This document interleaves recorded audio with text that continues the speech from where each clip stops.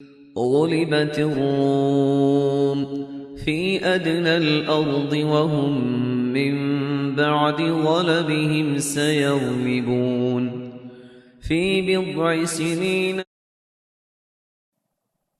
نحمده ونصلي على رسوله الكريم اما بعد فاعوذ بالله من الشيطان الرجيم بسم الله الرحمن الرحيم رب اشرح لي صدري ويسر لي امري واحلل عقدة من لساني يفقهوا قولي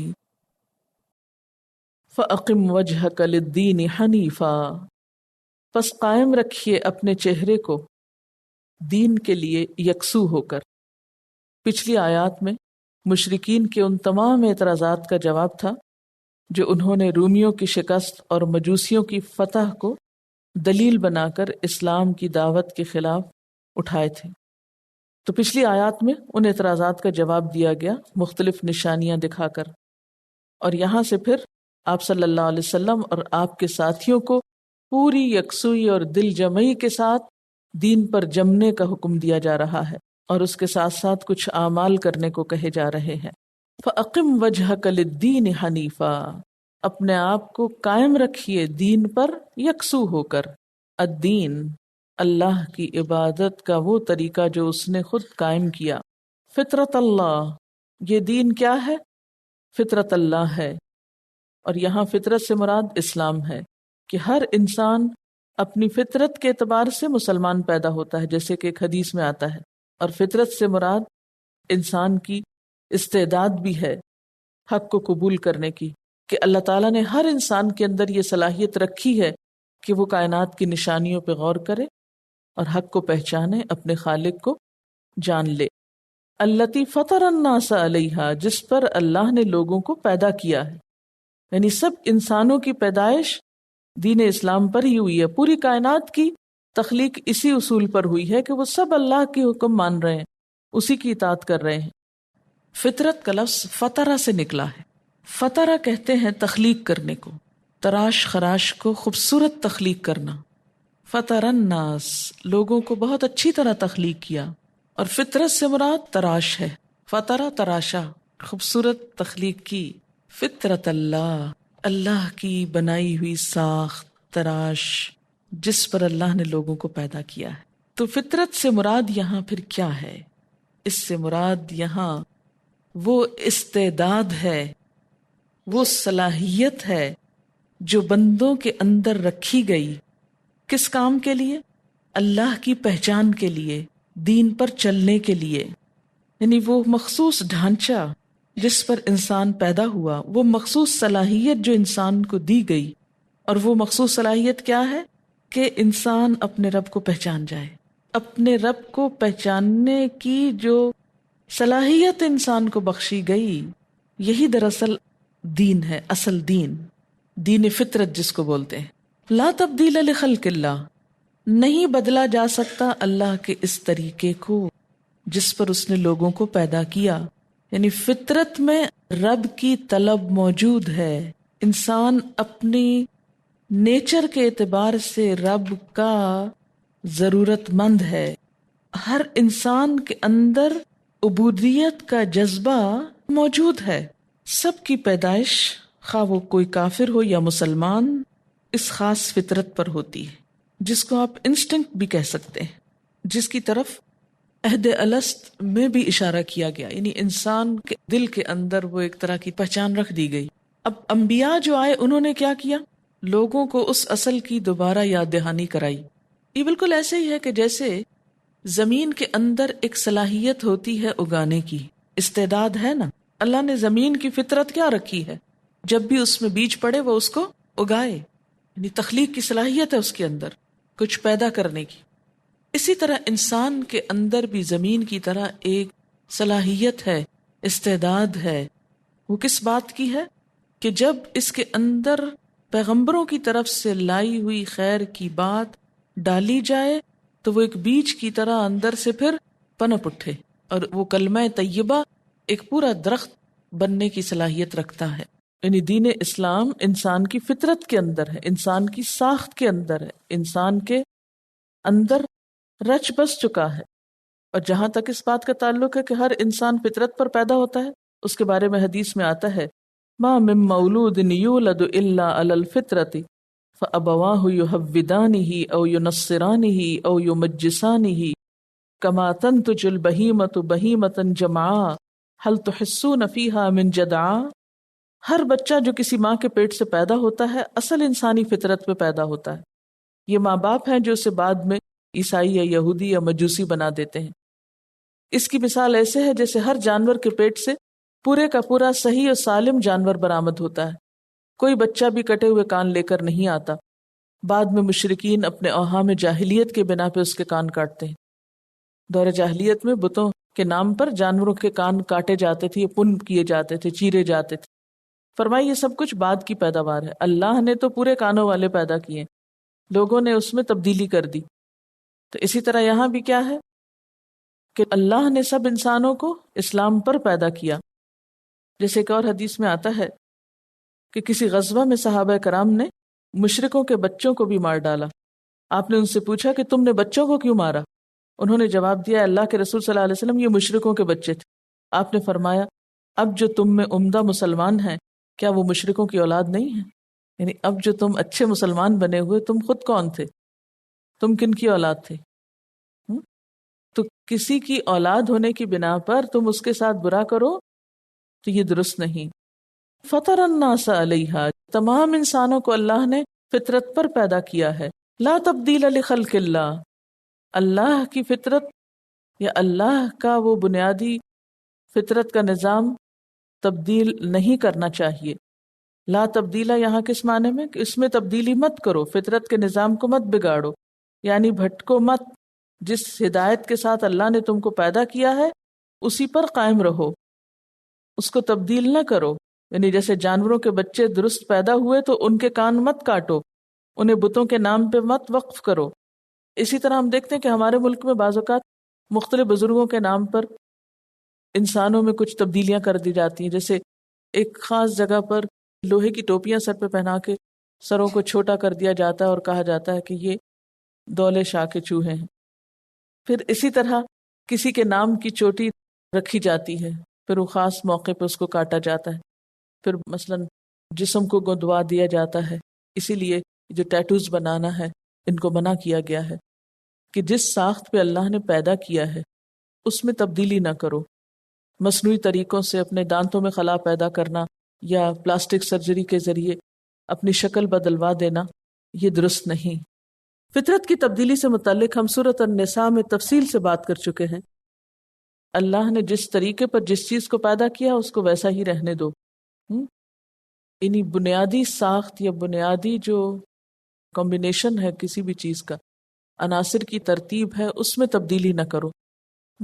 مثلا پانی کس سے مل کے بنا ہے؟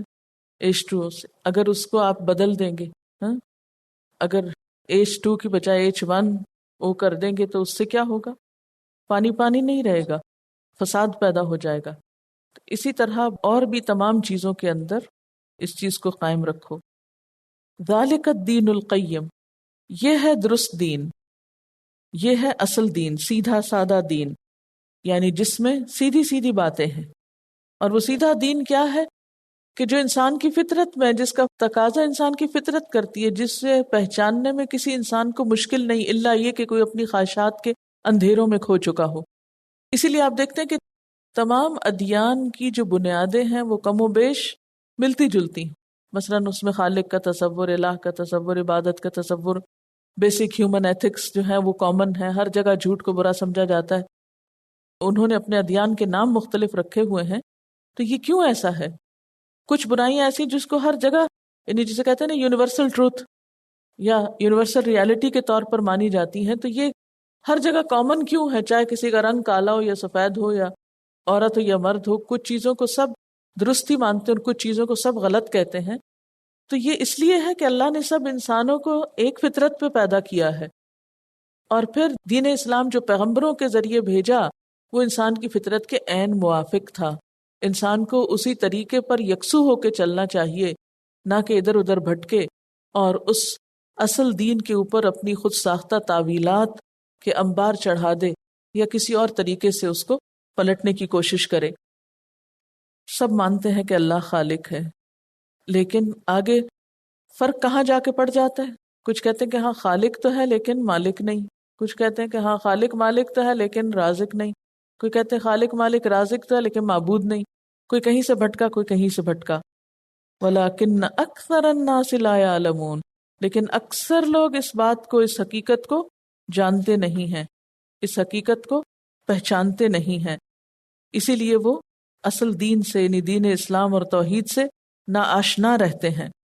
تو بتانا کیا مقصود ہے کہ اگر کوئی بندہ، یہ پچھلی آیت سے ریلیٹڈ بھی، اگر کوئی انسان کسی انسان کو معبود بنا بھی لیتا ہے تو اس کے بنانے سے کوئی معبود بن نہیں سکتا. اگر آپ کسی پتھر کے بت کو خدا کہنا شروع کر دیں تو کیا خدا بن جائے گا؟ نہیں، وہ تو مخلوق ہی ہے. خالق تو بس کوئی اور ہے، اللہ اکیلا.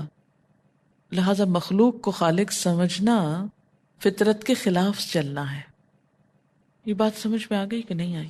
یہ آیت ذرا سی مشکل آیات میں سے ہے. اب میں اس آیت کو پڑھوں گی، آپ ذہن میں سوچیے کیا سمجھ میں آیا آپ کو. فَأَقِمْ، فا جو ہے یہ پیچھے سے ریلیٹڈ ہے نا، ٹھیک ہے، اس مثال سے ریلیٹڈ ہے جو شرک کی تردید میں بیان کی گئی کہ شرک سے دین حق کو کوئی واسطہ نہیں. لہٰذا اے پیغمبر صلی اللہ علیہ وسلم، فَأَقِمْ وَجْهَكَ لِلدِّينِ حَنِيفًا، آپ اپنا رخ جما دیجئے دین کی طرف بالکل یکسو ہو کر. اور دین سے یہاں مراد کیا ہے؟ اللہ کی توحید اور اللہ کی عبادت. یہ جو دین ہے نا، یہ صرف پیغمبر نہیں لائے، یہ انسان کے اندر پیوست کر دیا گیا ہے. فطرت اللہ التی فطر الناس علیہا، اللہ نے بندوں کو بنایا ہی اس لیے ہے کہ بندے اپنے رب کی عبادت کریں. یہ بالکل وہی بات ہے یہاں جو ما خلقت الجن والانس الا لیعبدون میں ہے، یعنی ہم نے جن و انس کو اپنی عبادت کے لیے ڈیزائن کیا ہے. خلق کا معنی یہاں کیا؟ تراشا ہے، یعنی لا تبدیل لخلق اللہ، اللہ کے اس قانون میں کوئی تبدیلی نہیں ہو سکتی.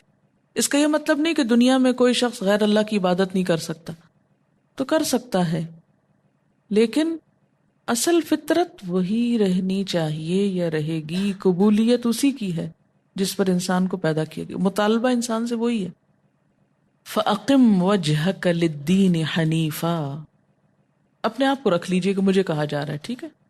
فَأَقِمْ وَجْهَكَ لِلدِّينِ حَنِيفًا، دین سے مراد کیا ہے یہاں؟ طریقہ، اللہ کی توحید اور عبادت کا طریقہ. یعنی شرک کرنے والے جو شرک کر رہے ہیں آپ ادھر نہیں توجہ کریں، آپ توحید پر قائم ہو جائیں. اور یہ توحید ایسی چیز ہے کہ اللہ نے بندوں کو پیدا ہی اس پر کیا ہے.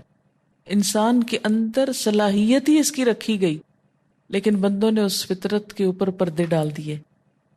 انسان کے اندر کی طلب نہیں بدل سکتی، اسی لیے انسان کو چین نہیں آتا شرک پر کبھی بھی. جب تک انسان اپنی اصل فطرت پہ نہیں پلٹتا اس کو چین نہیں آتا. فطرت کو آپ یوں سمجھے جیسے انسان کی عادات ہوتی ہیں نا کچھ، مثلا کھانے پینے کی ہیبٹس ہیں. آپ کی ہیبٹ میں ہو سکتا ہے کہ روٹی کھانا ہو، بنگالیز کی ہیبٹ میں کیا ہے؟ چاول کھانا. اب یہ ان کی ایک فطرت کا حصہ بن گیا نا، عادت کا ایک حصہ بن گیا، نیچر کا. آپ ان کو جو چاہیں کھلا دیں، جب تک وہ نہیں کھلائیں گے جو ان کی نیچر میں ہے، پیٹ تو بھر لیں گے لیکن چین نہیں آئے گا، ایسے لگے کہ کچھ کھایا ہی نہیں. یا اسی طرح اگر آپ مخصوص طریقے پر پکا کر کوئی کھانا کھاتے ہیں تو بے شک آپ باہر جتنے بھی کھانے کھاتے ہیں آپ کو چین نہیں کہ جب تک آپ اپنے اس مخصوص طریقے پر بنا کر نہیں وہ کھاتے. اچھا وہ عادت کہاں سے پختہ ہوتی ہے؟ ماں باپ سے پختہ ہوتی، بچپن سے جو آپ بچوں کو کھلانا شروع کر دیں. مثلا جس کو مرچیں کھانے سے چین آتا ہے، جب تک وہ مرچیں نہ کھائے اسے لگتا ہے جسے اس نے کچھ کھایا نہیں، اس کا پیٹ نہیں بھرا. تو یہ بچپن سے ڈیولپ ہو گئی نا. اچھا یہ جو عادات ہوتی ہیں، اب جو لوگ سائیکالوجی آپ میں سے پڑھے ہوئے وہ جانتے ہوں گے، ایک ہوتا ہے انسٹنکٹ اور ایک ہوتا ہے ہیبٹ، ٹھیک ہے نا. تو انسٹنکٹ کیا ہوتی ہے؟ جبلت ہوتی، جس میں انسان کا اپنا دخل نہیں ہوتا کچھ، وہ بائی نیچر ہی انسان اس طریقے پر پیدا ہوتا ہے. مثلا ایک بچہ ماں کا دودھ پیتا ہے، اس کو کس نے سکھایا؟ پیدائشی ہے نا. تو یہ کیا ہے؟ جبلت اس کو بولتے ہیں. اسی طریقے پر اس کو پیدا کیا گیا، اس کے اندر پہلے سے پروگرامنگ کر دی گئی کہ اس نے یہ کرنا ہے. آپ نے اس کو کوئی ٹریننگ نہیں دی، وہ پیچھے سے لے کر آیا. چاہے چند گھنٹے کا بچہ ہو، وہ بھی اپنے اس کام کو جانتا ہے کہ اس نے اپنا رزق کیسے تلاش کرنا ہے. جبلت ہے نا. اچھا، اب اس میں عادت کب شامل ہوتی ہے؟ جب انسان کو ایک خاص طریقے پر دنیا میں آنے کے بعد کچھ چیزوں کا عادی کیا جاتا ہے. اب ایک بچہ جس طرح دودھ پینے کا طریقہ سیکھ کے آتا ہے نا ماں کے پیٹ سے، ایسے ہی توحید کا سبق لے کر آتا ہے ماں کے پیٹ سے. یہ ہے وہ فطرت، دین فطرت. لیکن جب بچہ باہر آ جاتا ہے تو اب مائیں کیا کرتی ہیں؟ بچوں کو جیسے مرچیوں کا عادی کر لیتی ہیں یا کسی خاص کڑوی چیز کا عادی کر لیتی ہیں. تو اسی طرح جو ماں باپ عیسائی یا یہودی ہوتے ہیں وہ ان کی توحید کے اندر خلل اندازی کر کے شرک کا ان کو عادی کر دیتے ہیں. پھر وہ اس کے عادی ہو جاتے ہیں، پھر وہ بڑے ہوتے ہیں. بسا اوقات ضمیر بے چین کرتا ہے انسان کو، لیکن چونکہ سارا ماحول اس اندھیرے میں ڈوبا ہوتا ہے اس لیے کچھ سمجھ میں نہیں آتی، وہ روشنی نہیں ملتی. ایسے ہی لوگ اگر تعصبات کے پردے ہٹا کر کسی وقت دین حق تک پہنچتے ہیں تو روشنی کو دیکھتے ہی ایمان لے آتے ہیں، جیسے وہ نجاشی اور حبشہ کے لوگ اور بہت سے لوگ جو ایمان لائے. یا آپ نے دیکھا کہ فرعون کے دربار میں جو جادوگر تھے یہ سب، یا حضرت ابراہیم علیہ السلام کی قوم کے لوگ بھی تھوڑی دیر کے لیے کیا ہوئے؟ چونکے کہ ہم کیا کر رہے ہیں. وہ پردہ ہٹا، انہوں نے دیکھا حقیقت کو، لیکن پھر جب نہیں قبول کیا تو دوبارہ پردہ آ گیا. اللہ تعالیٰ ہر انسان کو اس فطرت کے طریقے پر سمجھنے کا موقع دیتے ہیں، لیکن یہ الگ بات ہے کہ انسان کا ماحول اتنی سخت چیز ہے کہ وہ اس فطرت کو دبا جاتا ہے. مثلاً اس کو ایک اور مثال سے بھی سمجھیے، بات لمبی ہو جائے گی لیکن بات سمجھنے کی ہے. عورت کو اللہ تعالیٰ نے ایک خاص فطرت پہ پیدا کیا ہے نا، اس کے اندر جذبات رکھے. مرد کو اللہ تعالیٰ نے ایک اور فطرت پر پیدا کیا ہے.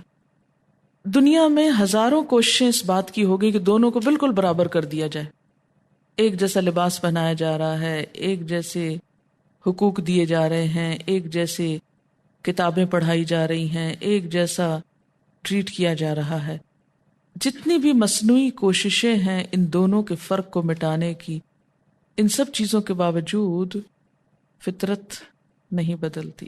عورت کی سیٹسفیکشن اس وقت تک ہو نہیں سکتی جب تک کہ وہ ماں نہ بنے. مجھے واقعہ یاد آ رہا ہے کہ بہت قریبی جاننے والوں میں سے ایک بچی ہے جو اس نے بہت پڑھا لکھا، سب کچھ کیا، باہر چلی گئی. اس وقت وہ امریکہ کی ایک بہت بڑی فرم میں ایک بہت بڑی پوسٹ پر ہے، لیکن مسلسل نشہ آور دوائیاں کھانے کی اس کو ضرورت ہے، کیونکہ سب کچھ اچیو کرنے کے بعد بھی ہر وہ چیز جو ایک کیریئر میں ایک شخص چاہتا ہے لیکن اس کو چین نہیں، سکون نہیں. وہ کئی دفعہ ایکیوٹ ڈپریشن کا شکار ہو چکی ہے. کیوں ہوئی؟ ایک انسان اپنی اچیومنٹ، کامیابی کس کو سمجھتا ہے؟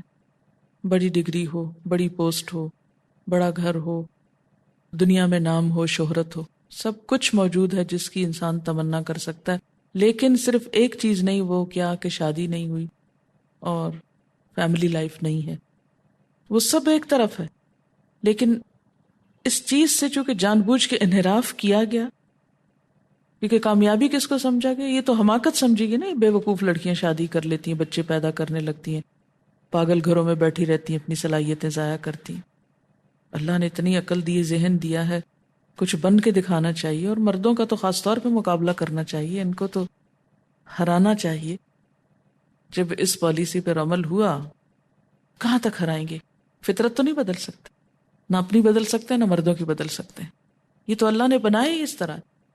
ڈاکٹر بننا، انجینئر بننا ضرورت ہے معاشرے کی، کوئی شک نہیں اس میں، نہ اس کا انکار ہے، لیکن یہ مقصد زندگی نہیں.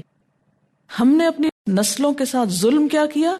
ان کو یہ زندگی کا ایم دے دیا، میں کیا بنوں گا، یہ بنوں گا، یہ ٹارگٹ ہو گیا، بس یہ اچیومنٹ. اور ہوتا کیا ہے؟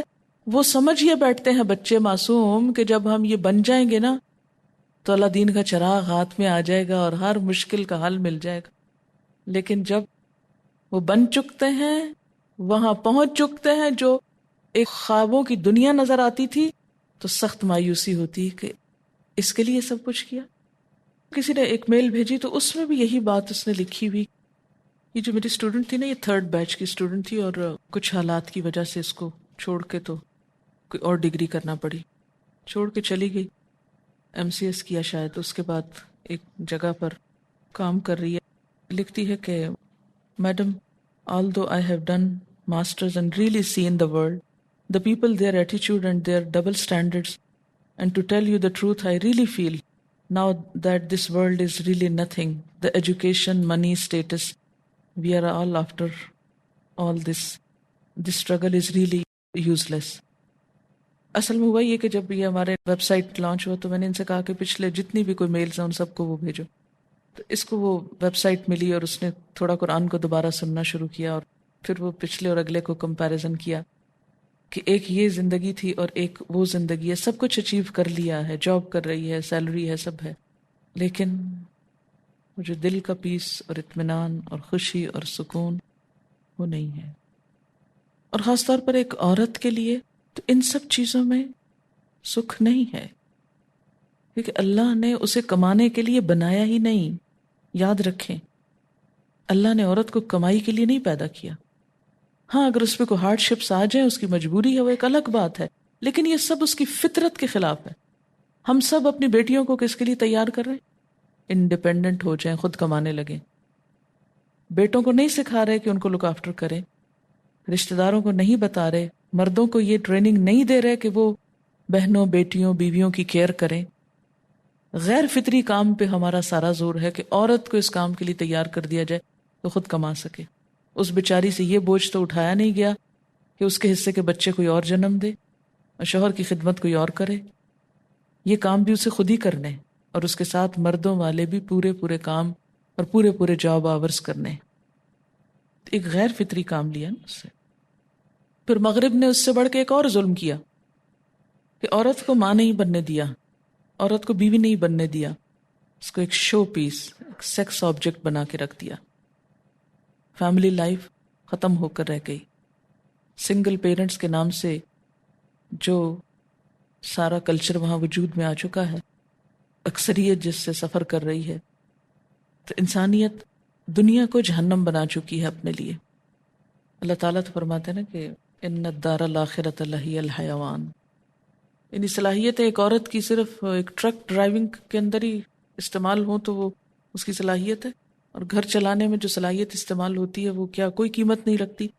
آخر یہ کیوں سکھا دیا گیا اس کو کہ جو تم گھر چلا رہی یہ تو بالکل ہی احمقانہ کام ہے.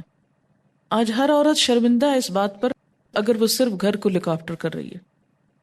ہم نے کیوں یہ نفسیات پیدا کر دی؟ کیوں یہ سوچ معاشرے کے اندر عام کر دی؟ ہمارے معاشرے میں بھی یہ ایک عام سوچ ہے کہ وہ عورت جو صرف عورت ہے وہ کچھ نہیں ہے. عورت کے اندر پہلے تو عورت ہونے کا احساس کمتری پیدا کر دیا گیا. تم عورت، تم کمتر چیز، تم تو کوئی چیز ہی نہیں ہو. ایک فوج بھی نوکروں کی وہ سکون نہیں دے سکتی جو ایک فیملی کے اندر بچے یا شوہر دے سکتا ہے. پہلے عورت کو یہ احساس کمتری دی گئی کہ تم عورت ہو، پھر اس کو یہ سکھایا گیا کہ مرد بنو، پھر تمہارا کوئی نام ہوگا اور تمہاری کوئی ویلیو ہوگی، اور یہ کہہ کر اس کو ان کاموں پہ لگا دیا گیا جن پہ لگنا اس کی ضرورت نہ تھی. اگر ہم کچھ بھی مصنوعی ریزنز کی وجہ سے یہ مصنوعی پیدا کر دیں نا، ہمارے معاشرے کی ایک ضرورت بنا دی گئی کہ جو عورت نوکری کرے تو تبھی گھر چلے گا.